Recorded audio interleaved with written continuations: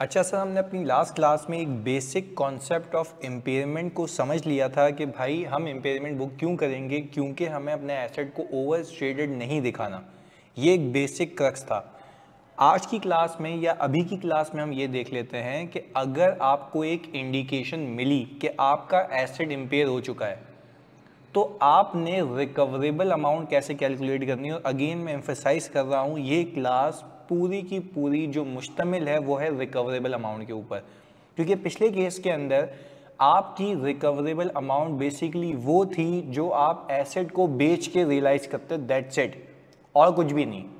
पर अभी इस क्लास के अंदर गेम कुछ और है। अगेन आपका मकसद क्या है कि आपका एसेट जितने पे कैरी हो रहा है आफ्टर यूजेज वैल्यू पे, क्या कहीं मेरी रिकवरी उससे नीचे तो नहीं आ गई है। अगर उससे नीचे आ गई है तो आप अपने एसेट को ज़्यादा की वैल्यू पे नहीं दिखा सकते, क्योंकि वो वैल्यू उसकी बनती ही नहीं है, क्योंकि आपके जो लगाए गए पैसे हैं उसमें भी डिक्लाइन आ चुका है। तो आप पहले उस डिक्लाइन को बुक करें, क्योंकि आप ये नहीं कह सकते, जैसे लास्ट एग्जांपल दूं कि 1.6 मिलियन में और यूज़ करूंगा। भाई 1.6 मिलियन आप यूज़ नहीं कर सकते, क्योंकि उसमें ओवर द पीरियड जो यूज़ होना था वो वन टाइम लॉस हो चुका है। तो वन टाइम लॉस बुक करने के बाद फिर उसको यूज़ करूँ। तो पिछली क्लास के अंदर जो रिकवरेबल अमाउंट थी, जो एसेट से मैक्सिमम रिकवर हो सकता था, वो बेच के हो सकता। तो अभी क्या, अभी वो सीख लेते हैं कि अभी आगे क्या है रिकवरेबल अमाउंट में। तो दिमाग में फिक्स करके रखना, ये क्लास प्योरली बेस करती है कॉन्सेप्ट ऑफ रिकवरेबल अमाउंट के ऊपर। बात क्लियर है? आए देखते हैं। इस सवाल के अंदर आप देखें, मैंने यहाँ पे लिखा हुआ है कि जनवरी 1, 2022 के ऊपर मैंने एक बिल्डिंग एक्वायर की है जो कि 5 लाख रुपए की है, जो कि 5 लाख रुपए की है। ऐसा ही है, ये भी आपके सामने है। अच्छा भाई, फिर हमने कहा उसकी यूजफुल लाइफ जो है वो दी हुई है 5 साल। ये दी यूजफुल लाइफ दी हुई है कितनी बच्चों? 5 साल। ये आ गई आपके सामने। अच्छा, मैंने कहा मैंने इसको यूज किया 1 साल, तो 1 लाख रुपए का डेप्रिसिएशन आया, तो मेरी कैरिंग अमाउंट आ गई 4 लाख रुपए। ये कब की बात है? साल के आखिर की। अच्छा, अब दो चीजें आपके सामने होनी चाहिए। एसेट कितने साल यूज हो चुका है? आपने कहा 1 साल, यानी 1 साल यूजेज की वजह से इसकी वैल्यू 1 लाख रुपए से कम होकर 4 लाख रुपए पे आ चुकी है। और मैं जो हूं मौजूद हूं कॉस्ट मॉडल के ऊपर। मैं कहा जितने पैसे लगाए उतना यूज करूंगा, एसेट की वैल्यू 0 हो जाएगी। जब अगर कभी बेचा तो गेन बुक कर लूंगा, कोई फेयर वैल्यू मॉडल नहीं है। बात क्लियर है? अच्छा, अब जब मैं साल के आखिर में पहुंचा तो मैंने देखा कि मेरे एसेट की जो कैरिंग अमाउंट है वो दिख रही है मुझे 4 लाख रुपए, ये रही 4 लाख रुपए की। फिर मुझे एक चीज पता लगी कि भाई ड्यू टू जलजला या ड्यू टू अर्थक्वेक या जो भी मसला हुआ उसकी वजह से मेरी बिल्डिंग हो गई है डैमेज। हमारी बिल्डिंग क्या हो चुकी है? डैमेज। अच्छा, जब डैमेज हुई तो आपको खदशा हुआ, खदशा क्या हुआ कि यार जानी अब तो ये इम्पेयर हो चुकी होगी, हो सकता है ना हुई हो। तो आपको जो ये खदशा हुआ ये कैसे पता लगा? इम्पेयरमेंट इंडिकेटर की वजह से। One of the impairment indicator जो मैंने आपको सिखाया, एसेट का डैमेज होना। तो जैसे ही एसेट डैमेज हुआ तो आपका दिमाग चलना चाहिए कि यार हाँ यार एसेट डैमेज हो चुका है, तो जो अमाउंट मेरी किताबों में रिफ्लेक्ट कर रही है हो सकता है वो ज़्यादा हो, उसकी रिकवरी कम हो। मैं फ़ौरन से मार्केट भागा। मैंने कहा मार्केट में जाके देखता हूँ कि ये एसेट कितने का बिकेगा। हमने देखा 3,70,000 रुपये का। ये एसेट कितने का बिकेगा? फेयर वैल्यू कितनी है? 3,70,000 रुपये की। इसकी मैं बेच नहीं रहा, मैं मार्केट में जाके खाली इसकी रिकवरी चेक कर रहा हूँ कि मार्केट में कितने का बिकेगा। आपने कहा सर 3,70,000 रुपए का ये मार्केट में बिकेगा। अभी वापस सुने, एसेट की वैल्यू मेरी किताबों में कितनी है यूज करने के बाद? 4 लाख रुपए। मार्केट में कितने का बिक रहा है? 3,70,000 रुपए का।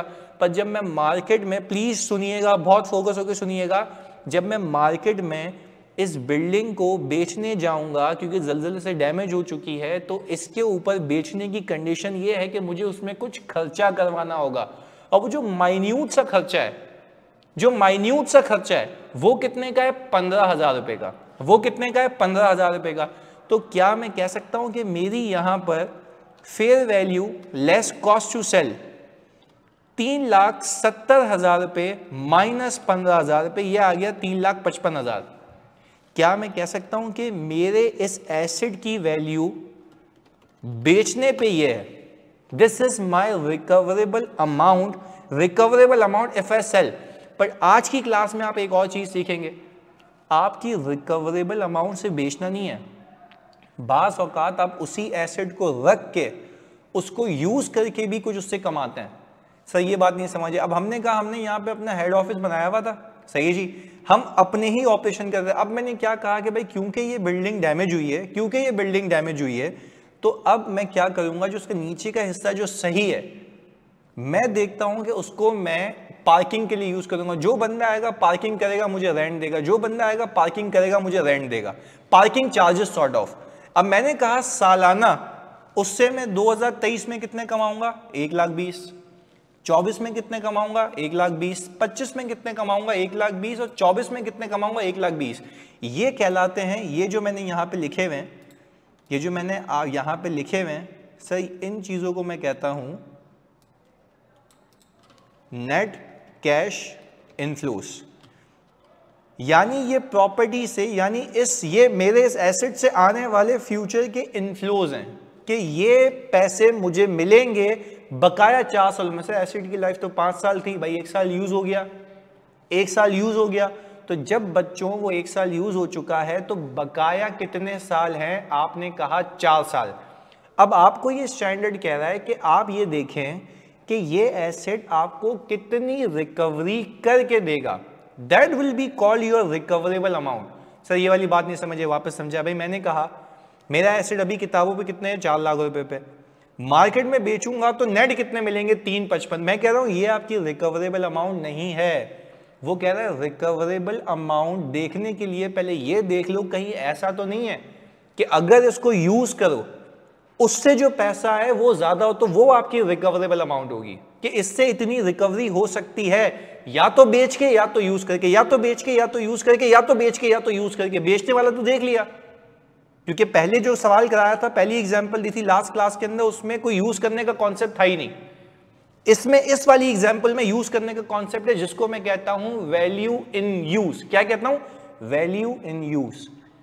यानी मैं अपने उस एसेट की वो वैल्यू निकाल रहा हूं जो बनती है उसको यूज करने का। नहीं कोई आपको कहे कि ये एसेट की वैल्यू क्या है, भाई उस एसेट की वैल्यू वो होगी जो मुझे वो टोटलिटी में पूरी जिंदगी में कमा के देगा, मैक्सिमम वो होगी ना, यानी मिनिमम आप उतना पे करोगे उसके लिए। तो मैंने ये कहा कि भाई मुझे ये एसेट 1,20,000 2023 में कमा के देगा, सही है जी, जो ऊपर लिखा हुआ भी है। मैंने कहा सर फिर यही एसेट मुझे 1,20,000 2024 में कमा के देगा, फिर यही एसेट मुझे 2025 में और 2026 में, 23, 24, 25 और 26, सही जी। ये इसकी 4 साल की लाइफ हो गई। अच्छा, पर समझने की बात यह है कि अगर मैं इसको सम करूं, मैं हूं यहां पे 2022 के एंड पे, मैं हूं यहां पे 2022 के एंड के ऊपर। प्लीज मेरे बच्चों बहुत फोकस होकर सुनना, मैं कहां पर हूं, 2022 के एंड के ऊपर। यह है 2023 की वैल्यू, 24, 25, 26। अब मुझे यहां पे वैल्यू चाहिए। अब देखें ये तो फ्यूचर वैल्यू है, आपको एक बात तो पता है ना कि अगर मैं फ्यूचर वैल्यू देखता हूं तो उसमें इन्फ्लेशन भी है ना, महंगाई है। तो क्या मैं कह सकता हूं कि आज अगर जो 2023 में मैं पैसे कमाऊंगा, अगर मैं कहूं मेरा इन्फ्लेशन का रेट 10% है, तो उसको मैं कितने साल पीछे ले आऊं, 1 साल। कितने साल पीछे ले आऊं, 1 साल। तो मैंने कहा कि भाई अगर मैं इसको 1 साल पीछे ले आऊं तो इसकी आज की वैल्यू जो बनती है वो ये बनती है 109। यानी सर इन्फ्लेशन की वजह से उसकी आज वैल्यू, क्योंकि इन्फ्लेशन होगी तो महंगाई होगी ना, तो उसमें से अगर इन्फ्लेशन का इम्पैक्ट हटा दूं, डिस्काउंट कर लूं, तो आज इसकी वैल्यू यहां पे ये बनती है। यानी मैंने यहां पे लिख दिया 2023 वाला की प्रेजेंट वैल्यू ये बनती है। अच्छा, फिर मैंने कहा कि यार अगर मैं इसकी बात करूं तो इसको मैं कितने साल पीछे लेकर आऊं, 2 साल। अच्छा देखो, ये मेरा अंदाज़ा है, ये मेरा क्या है बच्चों, अंदाज़ा है। इदारे को ये कहा जाता है कि अगर आपका एसेट डैमेज हुआ है तो आप ये देख लें कि आपके एसेट में इम्पेयरमेंट तो नहीं है, तो इम्पेयरमेंट टेस्टिंग कर रहा हूँ मैं।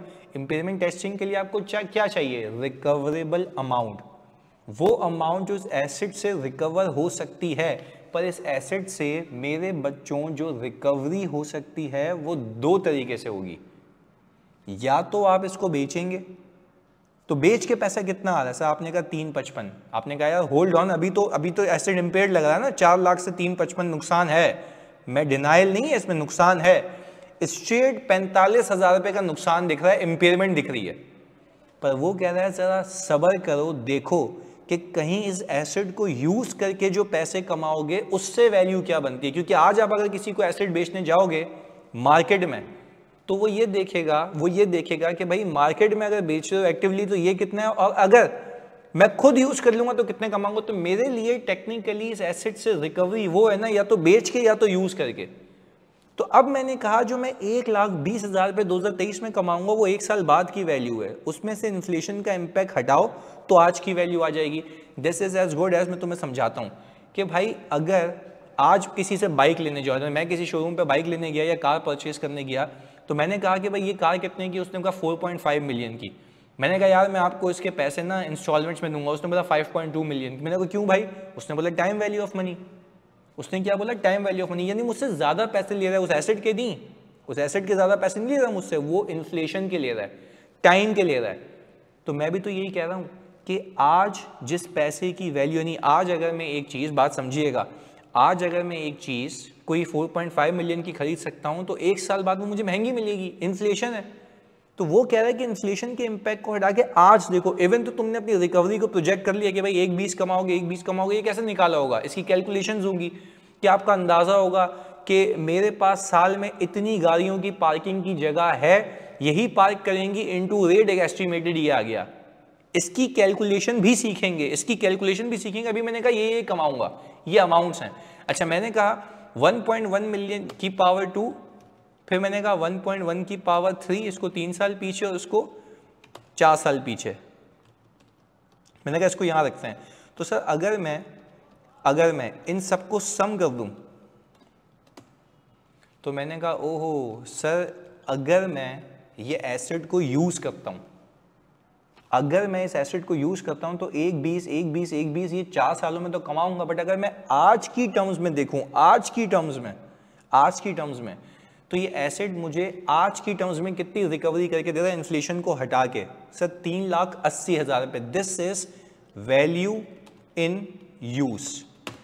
तो अब मैं आपसे पूछूं कि कोई अक्लमंद इंसान के लिए ये रिकवरी इस एसेट से कितनी है? 355 या 380? आप बोलेंगे 380। तो देखो यहाँ पे क्या लिखा हुआ है? रिकवरेबल अमाउंट होती है higher whichever is higher. इन दोनों में से हायर क्या है सर? वैल्यू इन यूज और fair value less cost to sell. Sir आपने कहा वैल्यू, यानी सर आप ये कहना चाह रहे हैं कि जब भी हम इंपेयरमेंट का सवाल करेंगे तो उसके अंदर सबसे पहले मैं कैरिंग अमाउंट निकाल लूंगा। तो आपने कहा कि सर इस सवाल के अंदर आपकी कैरिंग अमाउंट कितनी है? आपने कहा सर आपकी कैरिंग अमाउंट आ रही है 4 लाख रुपए। ऐसा ही है, आपकी कैरिंग अमाउंट कितनी आ रही है? 4 लाख रुपए की। अच्छा फिर आपने कहा आपकी रिकवरेबल अमाउंट कितनी है? अच्छा भाई रिकवरेबल अमाउंट का सवाल है। आपने कहा fair value less cost to sell कितनी है? आपने कहा 355। आपने कहा वैल्यू इन यूज कितनी है? आपने कहा कि सर 380 384। आपने कहा सर जो रिकवरेबल अमाउंट है एक्चुअल रिकवरी क्या होगी? मैं बेवकूफ़ हूं, मैं बेचूंगा नहीं, मैं यूज करूंगा। तो मैंने कहा कि सर ये है आपकी रिकवरेबल अमाउंट, ये है आपकी रिकवरेबल अमाउंट, जिसको मैं अभी यहाँ पे ग्रीन से हाईलाइट कर रहा हूँ, ये मेरी रिकवरेबल अमाउंट है। अच्छा तो अब मैं इंपेयरमेंट को कंपेयर करने के लिए क्या यूज करूँ? 355 380। सर 380। तो आपने कहा इसमें से आप ये माइनस करेंगे तो आपके पास आ गया इंपेयरमेंट लॉस कितने का? 19,616 का। तो अगेन सर समरी क्या है मेरे बच्चों?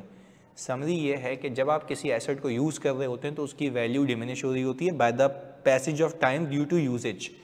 फिर कोई इवेंट होता है, लेट से डैमेज हो गया, अभी बाकी आगे भी इंपेयरमेंट इंडिकेटर्स बताता हूँ, उसमें कोई दो राय नहीं है। लेट से अगर एसेट आपका डैमेज हो गया तो आपको पता लगा कि यार हो सकता है कि मेरा एसेट इंपेयर हो चुका हो, तो उसके लिए आप करते हैं इंपेयरमेंट टेस्टिंग। एंड जैसे ही मेरे बच्चों आप इम्पेयरमेंट टेस्टिंग करते हैं तो आपको पता लगता है कि उसकी बेसिकली इम्पेयरमेंट टेस्टिंग है क्या, रिकवरेबल अमाउंट निकालना। रिकवरेबल अमाउंट आपकी कैसे निकलती है, मार्केट में जाते हैं एसेट कितने का बिकेगा, that is your fair value, फिर देखते हैं उस पर खर्चा कितना होगा बेचने के लिए, कॉस्ट टू सेल, जैसे ही आपने उसको माइनस किया आपको मिल गई fair value less cost to sell. यहाँ पे ये काफ़ी नहीं है, यहाँ पे ये काफ़ी नहीं है, आप देखेंगे क्या मजीद मैं इसको यूज करके कुछ कमा सकता हूँ, वो हो गए उसके net cash inflows, future inflows. उसके अंदर से इन्फ्लेशन का इम्पैक्ट हटा दो तो आज की वैल्यू आ गई, उसके अंदर से इन्फ्लेशन का इम्पैक्ट हटा दो तो आज की वैल्यू आ गई। तो मैंने कहा इन टोटलिटी आज की टर्म्स के अंदर मुझे ये एसेट 380 384 कमा के देगा। जब ये 380 384 कमा के देगा तो मैं आपसे ये पूछूं आपके लिए इस एसेट से आने वाली रिकवरी कितनी है, तो आप कहेंगे 355 या 380, आप बोलेंगे 380 384, तो टेक्निकली मेरे लिए जो रिकवरेबल अमाउंट है वो ये हुई और मेरा इम्पेयरमेंट लॉस कितना हो गया 19616। यानी अब मैं अपने एसेट को 380 384 पे ले आऊंगा, इतने का इम्पेयरमेंट लॉस बुक करके, जिसको मैं अभी रेड कर रहा हूँ, और फिर अब इसको मैं डेप्रिशिएट करूँ। क्यों? क्योंकि मैंने अपने एसेट को मैक्सिमम उतने पे रख दिया जितने वो मुझे रिकवर करके देगा। सर व्हाट इफ ये वैल्यू इन यूज 3,50,000 आती, तो आप कहते हैं बाबू फिर यही है, क्योंकि हायर ऑफ है ना, तो वो यही कह रहा है कि देखो रिकवरेबल अमाउंट क्या है, वैल्यू इन यूज और fair value less cost to sell whichever is higher. तो आई होप आपको ये कॉन्सेप्ट समझ आया होगा कि जब हम कैरिंग अमाउंट निकालते हैं तो रिकवरेबल अमाउंट सिर्फ मार्केट में बेचने वाली अमाउंट नहीं है, वो अमाउंट भी हो सकती है जो इस एसेट को यूज़ करने से मुझे इन्फ्लोस देगी। खुद देखो यार, अगर आपकी बिल्डिंग डैमेज हो गई है तो आप दो काम करोगे ना, या तो मार्केट में बेचोगे या देखोगे उसको यूज़ करके कितने कमा सकता हूँ, पर जो यूज़ करके कमाऊंगा वो फ्यूचर इन्फ्लोज होंगे, एस्टिमेटेड होंगे। फिर आप क्या करेंगे, उसमें से इन्फ्लेशन के इम्पैक्ट को खंगाल लेंगे कि आज उस पैसे की कीमत क्या बनती है, तो आज की वैल्यू आ गई, तो आपने उसको कंपेयर किया तो या तो आपकी इम्पेयरमेंट होगी या तो नहीं। और अगेन अगर मैं कहता कि ये वैल्यू इन यूज़ कोई 4,12,000 आ जाती तो क्या आपका एसेट इम्पेयर्ड होता? नहीं, तो आपकी रिकवरेबल अमाउंट ज़्यादा होती, कैरिंग अमाउंट कम होती। तो सही गेन बुक कर लेता? नहीं, गेन बुक करना अलाउड नहीं है, वो over the period he book होगा। तो सर ये जो आपने लॉस बुक किया है, ये जो आपने लॉस बुक किया, भाई प्रूडेंस कॉन्सेप्ट है, आप अपने एसेट को ओवर स्टेटेड नहीं दिखा सकते, ना मैं दिखाने दूंगा। क्यों? क्योंकि IAS 36 कहता है if your carrying amount is higher and your recoverable amount is lower, तो आप अपने एसेट को ओवर स्टेटेड नहीं दिखा सकते, आप उसमें इम्पेयरमेंट लॉस बुक करो, और जो इनकम आएगी ओवर द पीरियड, सुनना जो इनकम आएगी ओवर द पीरियड वो आप इनकम अपने P&L में रिकॉर्ड करते रहें, जो कमानी है आपने, और एसेट को डेप्रिशिएट करते रहें, दैट्स इट। बात क्लियर है? तो टेक्निकली अच्छा वैसे क्या होता है, अगर 5 लाख का एसेट तो हो सकता है उससे आने वाले इन्फ्लोस कोई 50 मिलियन के हो सकते हैं, तो वो इनकम आ रही होगी ना। मैं कह रहा हूँ उस केस में रिकवरेबल अमाउंट ज़्यादा होती है, यहाँ पे रिकवरेबल अमाउंट कम है, तो आप उन्हें उसको उस हद तक ले आओ और फिर उसको यूज़ करना शुरू करें, कहानी खत्म, ताकि आपका एसेट ओवर स्टेटेड ना रहे। तो आई होप आपको ये एग्जाम्पल क्लियर है। अगली क्लास से मैं अगले सवालात पे जाऊँगा जिसमें हम ये सारे कॉन्सेप्ट्स को मज़ीद डिटेल में डिस्कस करेंगे। जज़ाकल्लाह।